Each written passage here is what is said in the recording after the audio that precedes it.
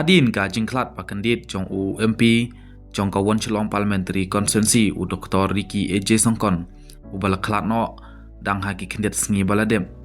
ka jela Mikhalia kan sayo ya ka by elections kata kabadai ban pendep hapo nribunai hadin ka jingklat no jong MP Podon Burom Jongi u Dr. Ricky AJ Songkon hang ni kan mi ka jingkeli ba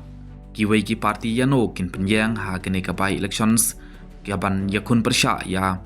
ka Voice of the People's Party VP kaban sa saibu jili ha ka jaka jong ulet Dr. Ricky AJ Songkon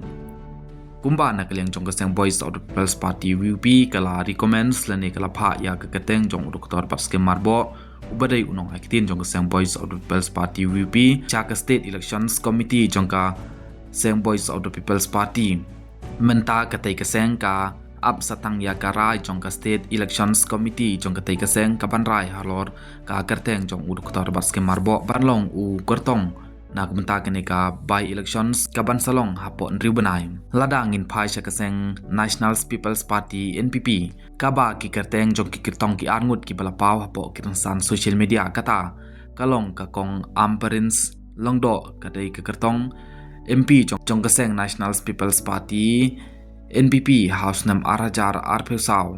Hanrei kalasya remno menta kalapaw sa kerteng jong ba HM Sangpliang hapo kiransan social media baka parti NPP kala mansai lani ban I ticket ya une u rangba uban yakun ya kene ka MP elections na menta kene ka by elections